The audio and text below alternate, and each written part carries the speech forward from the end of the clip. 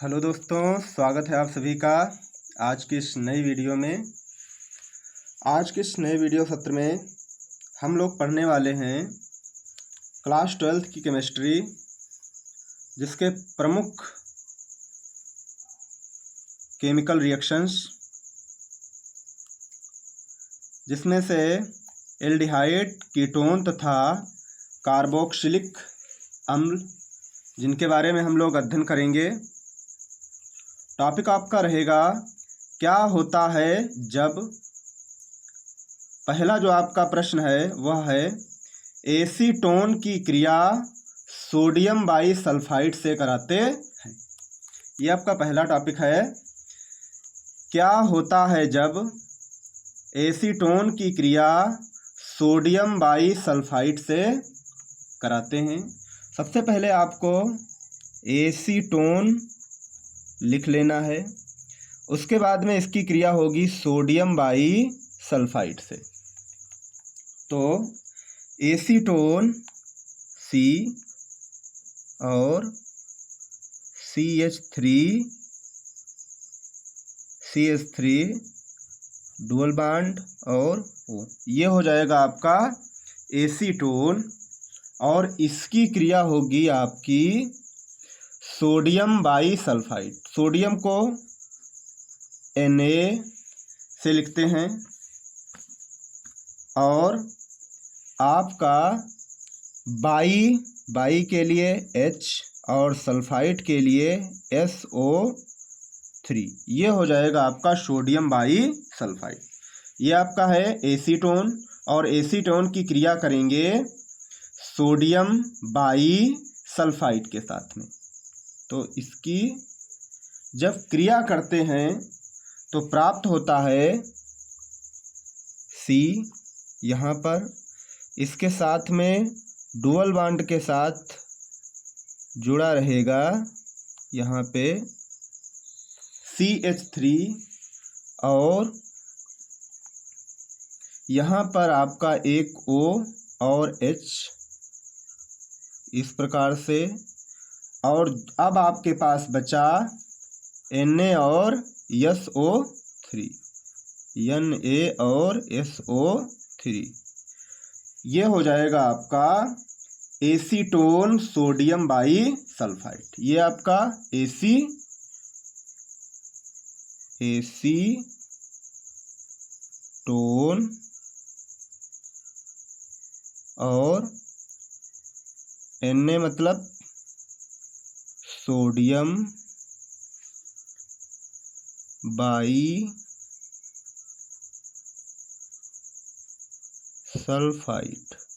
ये आपका बनकर के तैयार हो जाएगा सोडियम बाईसल्फाइड। ये आपका एसीटोन और ये आपका हो जाएगा सोडियम बाईसल्फाइड, सोडियम बाईसल्फाइड।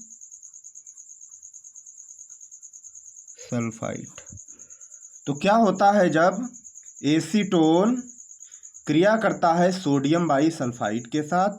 तो जब एसीटोन सोडियम बाईसल्फाइड के साथ में क्रिया करता है तो हमारा बनकर के तैयार हो जाता है एसीटोन सोडियम बाईसल्फाइड।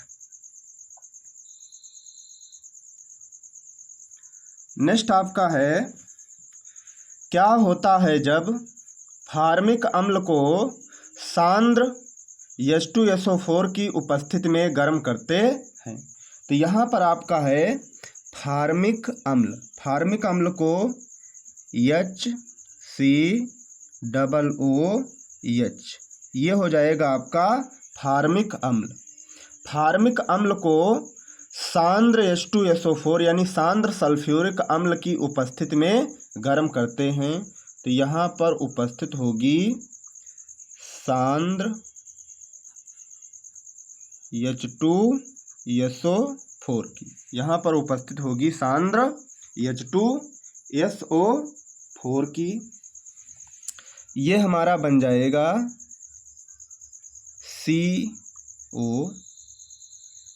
CO मतलब कार्बन मोनोऑक्साइड, CO का मतलब कार्बन मोनोऑक्साइड। और फिर आपका जो बचा वो है H और H, यानी H कितना 2 और यहाँ पर एक O, तो ये हमारा बन जाएगा जल। क्या होता है जब फार्मिक अम्ल को सांद्र सल्फ्यूरिक अम्ल की उपस्थिति में गर्म करते हैं? तो जब फार्मिक अम्ल को, ये आपका है फार्मिक अम्ल, और फार्मिक अम्ल को सांद्र H2SO4 की उपस्थिति में गर्म करते हैं, तो ये हमारा बन जाएगा कार्बन मोनो ऑक्साइड और जल। क्या होता है जब सांद्र H2SO4 की उपस्थिति में फार्मिक अम्ल को गर्म करते हैं, तो हमारा बन जाता है कार्बन मोनोऑक्साइड और जल। नेक्स्ट है आपका बेंजेमाइट को जल के साथ गर्म करते हैं।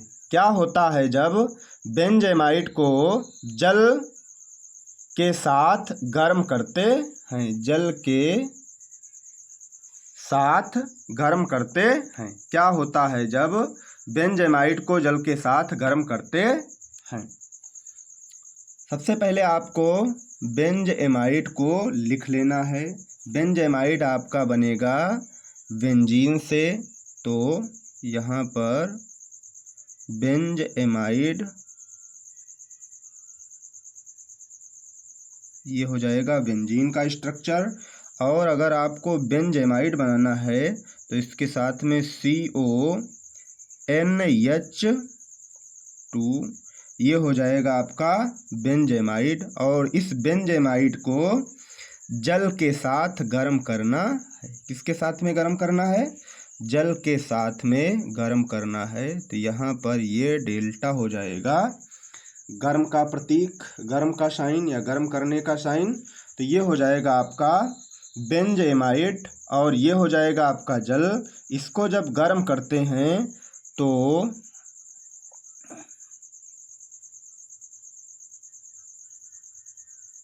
आपका बन जाता है C। फिर यहाँ पर एक O है, इसके साथ वाला एक O तो डबल O, और यहाँ पर एक H ये ले लेते हैं तो ये हो जाएगा COOH, यानी ये बन जाएगा आपका बेंजोइक अम्ल। ये आपका बन जाएगा बेंजोइक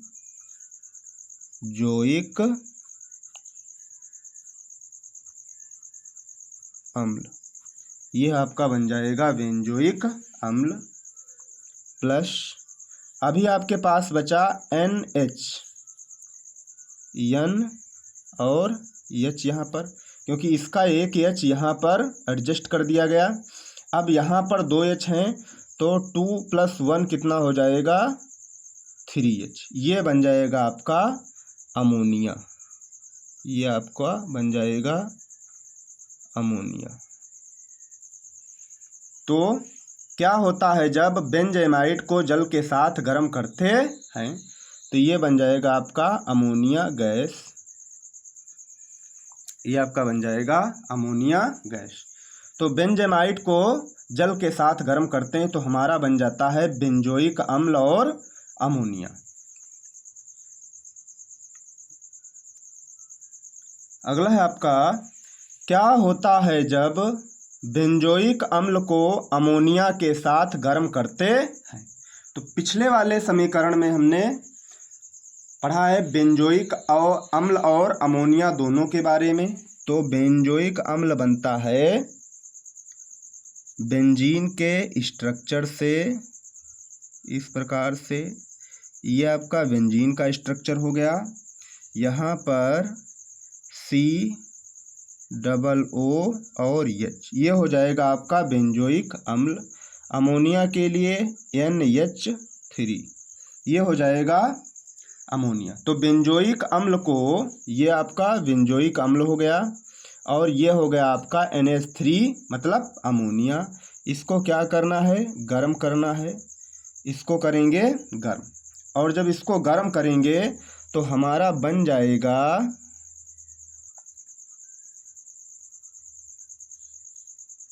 यहाँ पे COO, C और डबल O। यहाँ पर आपका बचा NH3 और एक और H, मतलब NH4। ये हो जाएगा अमोनियम बेंजोएट। ये आपका बन गया यहाँ पर अमोनियम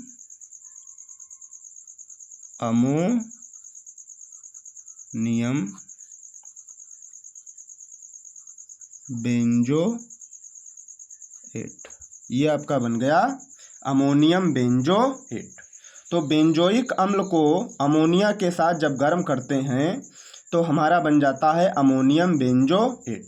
इसके बाद में इसकी अभिक्रिया एक बार पुनः होती है, यानी इसको और गर्म करते हैं।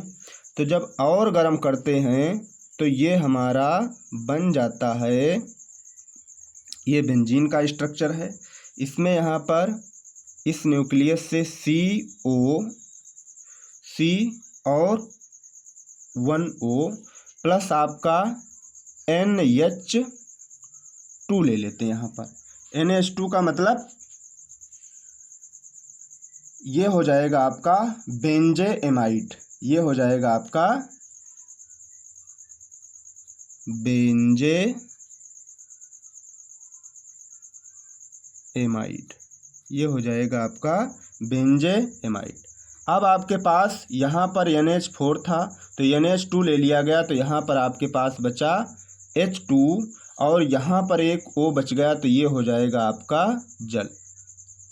तो जब भी हम बेंजोइक अम्ल को अमोनिया के साथ गर्म करते हैं तो हमारा बन जाता है बेंजेएमाइड और जल बन करके तैयार हो जाता है। पहली अभिक्रिया में आपका बन जाएगा अमोनियम बेंजोएट, और उसके बाद फिर इसको जब गर्म करेंगे तो ये हमारा बन जाएगा बेंजेएमाइड और जल बन करके तैयार होता है। तो अभिक्रिया है आपकी, क्या होता है जब बेंजोइक अम्ल को अमोनिया के साथ गर्म करते हैं। प्रथम चरण में आपका बन जाएगा अमोनियम बेंजोएट। द्वितीय चरण में जब फिर इसको गर्म करेंगे तो हमारा बन जाएगा बेंजेएमाइड और जल बन करके तैयार हो जाएगा।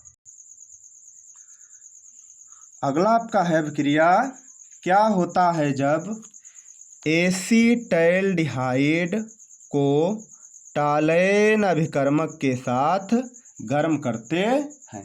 क्या होता है जब एसीटैल्डिहाइड को टालेन अभिकर्मक के साथ गर्म करते हैं। तो सबसे पहले आपको एसीटैल्डिहाइड का रासायनिक सूत्र लिखना है, रासायनिक नाम लिखना है। तो इसका रासायनिक सूत्र होता है CH3CHO। ये हो जाएगा आपका एसीटैल्डिहाइड। अब इसको गर्म करना है टालेन अभिकर्मक के साथ। टालेन अभिकर्मक का सूत्र होता है Ag2 और O। इसको गर्म करेंगे, और जब इसको गर्म करेंगे तो ये हमारा बन करके तैयार हो जाएगा CH3। ये आपका CH3।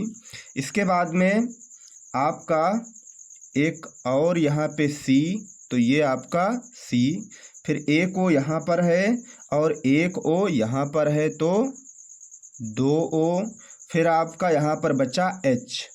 तो इसको इस प्रकार से लिख लेते हैं। ये आपका बन जाएगा एसिटिक अम्ल। एसिटिक अम्ल बन करके तैयार हो जाएगा। अब आपके पास बचा Ag2 या 2Ag आपके पास बच गया। तो क्या होता है जब एसीटैल्डिहाइड को टालेन अभिकर्मक के साथ गर्म करते हैं। तो जब हम एसीटैल्डिहाइड को टालेन अभिकर्मक के साथ गर्म करते हैं तो हमारा बन जाता है एसिटिक अम्ल और सिल्वर। ये हमारा बन जाएगा यहाँ पे सिल्वर। Ag का मतलब सिल्वर। तो जब भी हम एसीटैल्डिहाइड को टालेन अभिकर्मक के साथ गर्म करते हैं तो हमारा बन जाता है एसिटिक अम्ल। अगला आपका है रासायनिक समीकरण। क्या होता है जब बेंजोइक अम्ल का नाइट्रीकरण किया जाता है? क्या होता है जब बेंजोइक अम्ल का नाइट्रीकरण किया जाता है? तो बेंजोइक अम्ल आपका बनता है बेंजीन से। तो यहाँ पर स्ट्रक्चर बनाएंगे बेंजीन का, जो कि इस प्रकार से बनेगा। ये हो जाएगा बेंजीन का स्ट्रक्चर।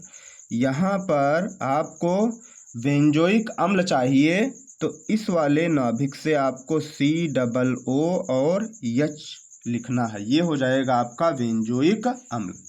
और बेंजोइक अम्ल की क्रिया आपको नाइट्री, यानी आपकी जो क्रिया है वो करनी है नाइट्रीकरण। नाइट्रीकरण का जो रासायनिक नाम होता है वो होता है HNO3। इसको करेंगे नाइट्रीकरण। नाइट्रीकरण आपको करना है सांद्र सल्फ्यूरिक अम्ल की उपस्थिति में, यानी H2SO4 की उपस्थिति में आपको क्रिया करनी है। और यहाँ पर आपका बन जाएगा, यहाँ पर आपका बन जाएगा COO और H, जैसे का तैसा। फिर आपको यहाँ से NO2 लेना है। NO2 का मतलब है NO2 मतलब ये हो जाएगा नाइट्रो। ये हो जाएगा आपका नाइट्रो। और अभी आपके पास बच रहा है H, एक ये वाला और एक H यहाँ से जो प्रतिस्थापित किया गया NO2 के द्वारा, तो H कितना हो जाएगा 2। और यहाँ पर एक O आपके पास बच जाएगा, क्योंकि आपने यहाँ पर 2 लिख रखे हैं, यहाँ पर O है 3, तो यहाँ पर आपको एक O मिल जाएगा। तो ये हो जाएगा आपका H2O। अब ये आपका बन जाएगा नाइट्रो। फिर आपका ये जो बाकी स्ट्रक्चर है वो काहे का है, वो है आपका बेंजोइक अम्ल का। तो यहाँ पर लिखेंगे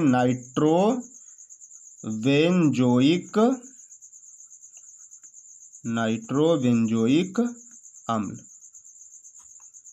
अब यहाँ पर लास्ट वाली वीडियो में यहाँ पर अगर यहाँ पर कोई हाइड्रोजन लगा है तो उसको बोलेंगे ऑर्थो, यहाँ पर लगा हुआ है तो मेटा, और अगर यहाँ पर लगा हुआ है तो उसको बोलेंगे पैरा। तो यहाँ पर लगा हुआ है तीसरे नंबर पर, तो इसको बोलेंगे मेटा नाइट्रोबेंजोइक अम्ल। तो ये हो जाएगा आपका मेटा नाइट्रोबेंजोइक अम्ल। तो क्या होता है जब बेंजोइक अम्ल का नाइट्रीकरण किया जाता है, तो जब भी बेंजोइक अम्ल का नाइट्रीकरण किया जाएगा तो आपका बन जाएगा मेटा नाइट्रोबेंजोइक अम्ल और जल बन करके तैयार हो जाएगा। नेक्स्ट वाला जो रिएक्शन है आपका वो है एसीटोन की क्रिया HCN से कराते हैं। क्या होता है जब एसीटोन की क्रिया HCN से कराते हैं, तो एसीटोन को कई बार बनाया गया है, लिखा गया है, तो ये हो जाएगा आपका एसीटोन। ये हो गया आपका एसीटोन। एसीटोन की क्रिया करवानी है आपको HCN हाइड्रोजन साइनाइड के साथ में, या हाइड्रोसाइनाइड के साथ में। तो इसके साथ में जब हम इसकी क्रिया करेंगे तो हमारा बन करके तैयार हो जाएगा। ये यहाँ पर एक CH3 जुड़ा हुआ है, एक यहाँ पर CH3 जुड़ा हुआ है। एक O और एक H यहाँ से उठा करके यहाँ पर जोड़ देंगे। अभी हमारे पास बचा CN, तो ये हो जाएगा आपका साइनो। तो इसको बोलेंगे, ये पूरा स्ट्रक्चर जो यहाँ से ये इतना स्ट्रक्चर है आपका एसीटोन का। तो यहाँ पर लिखना है आपको एसीटोन। फिर CN तो इसको लिखेंगे साइनो। OH तो हो जाएगा हाइड्रिक।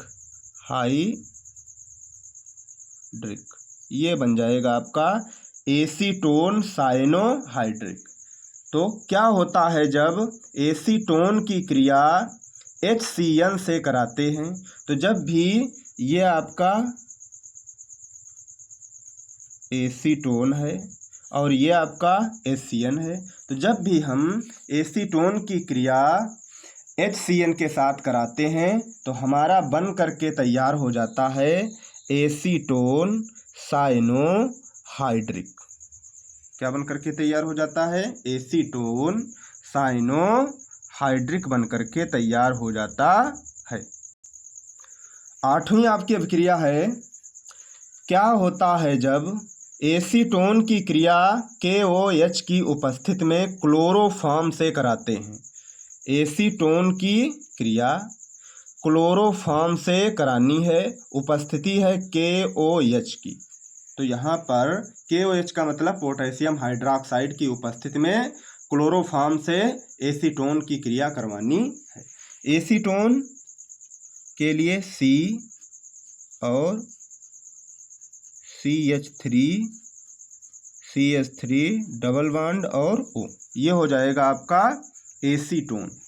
अब इसकी क्रिया करानी है आपको क्लोरोफॉर्म से। क्लोरोफॉर्म का फार्मूला होता है CHCl3, ये हो जाएगा आपका क्लोरोफॉर्म। और उपस्थिति है यहाँ पर KOH की उपस्थिति में कराते हैं। तो जब भी हम एसीटोन की क्रिया KOH की उपस्थिति में क्लोरोफॉर्म से कराते हैं तो हमारा बन करके तैयार हो जाता है यहाँ पर CH3, यहाँ पर भी CH3। अभी आपके पास में एक O और एक H यहाँ से लेना है, इसको यहाँ पर लिख देना, तो ये हो जाएगा OH। अभी आपके पास बचा CCl3, ये आपका क्लोरीटोन बन करके तैयार हो जाएगा। ये आपका क्लोरीटोन बन करके तैयार हो जाएगा। आपका प्रश्न है, क्या होता है जब एसीटोन की क्रिया पोटेशियम हाइड्रोक्साइड की उपस्थिति में क्लोरोफॉर्म से कराते हैं। तो जब भी हम एसीटोन की क्रिया पोटेशियम हाइड्रोक्साइड की उपस्थिति में क्लोरोफॉर्म से कराते हैं तो हमारा क्लोरीटोन बन करके तैयार हो जाता है। समीकरण नंबर 9 या अभिक्रिया नंबर 9 आपकी एसिटिक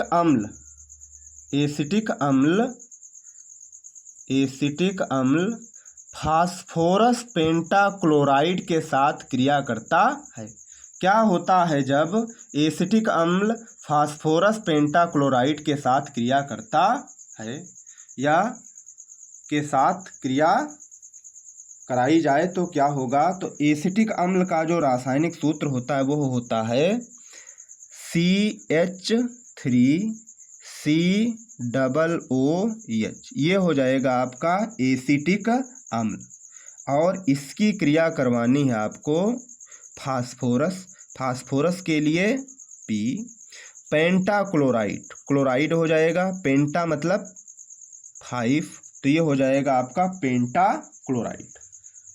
तो एसिटिक अम्ल की क्रिया फास्फोरस पेंटाक्लोराइड के साथ में कराते हैं तो क्या होता है? ये आपका CH3 और C, इसके बाद में आपका एक O, ये हो जाएगा CO, तो ये हो जाएगा आपका CH3CO।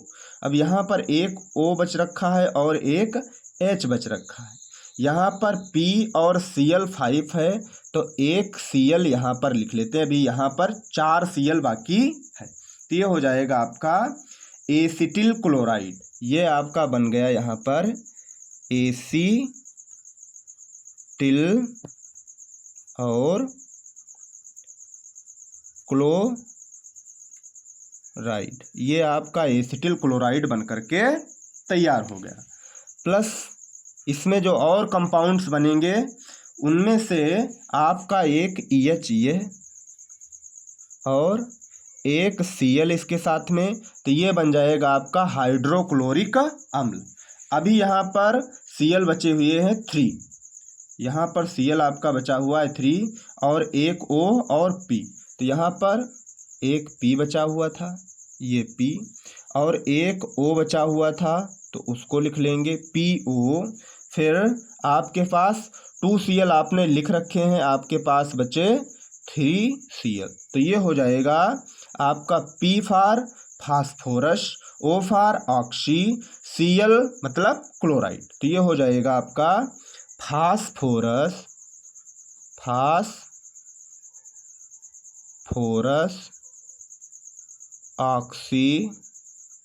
Phosphorus oxy chloride. ये आपका बन करके तैयार हो जाएगा फास्फोरस ऑक्सी क्लोराइड। तो क्या होता है जब एसिटिक अम्ल फास्फोरस पेंटाक्लोराइड के साथ क्रिया करता है, तो जब भी एसिटिक अम्ल फास्फोरस पेंटाक्लोराइड के साथ क्रिया करता है तो हमारा बनता है एसिटिल क्लोराइड और हाइड्रोक्लोरिक अम्ल तथा फास्फोरस ऑक्सी क्लोराइड बन करके तैयार हो जाता है। अगली आपकी अभिक्रिया है,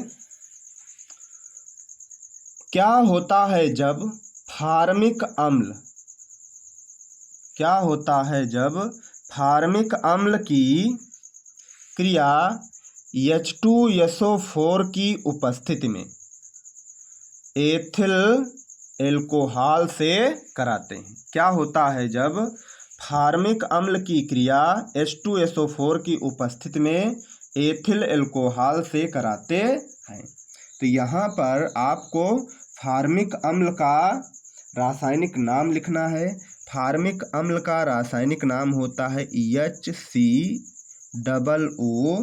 और H, ये हो जाएगा आपका फार्मिक अम्ल। और इसकी क्रिया करवानी है आपको एथिल एल्कोहल C2H5 और OH, ये हो जाएगा आपका एथिल एल्कोहल। किसकी उपस्थिति में, तो सांद्र H2SO4 की उपस्थिति में, H2SO4 की उपस्थिति में करवाते हैं। तो ये आपका बन के तैयार हो जाता है HC और फिर O, फिर ये C2 और H5, C2H5 बन करके तैयार हो जाता है।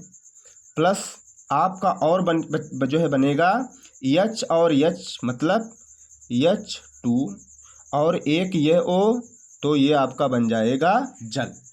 तो HCOO C2H5, C2H5 मतलब एथिल और HCOO मतलब फार्मेट, एथिल फार्मेट और जल बन करके आपका तैयार हो जाता है।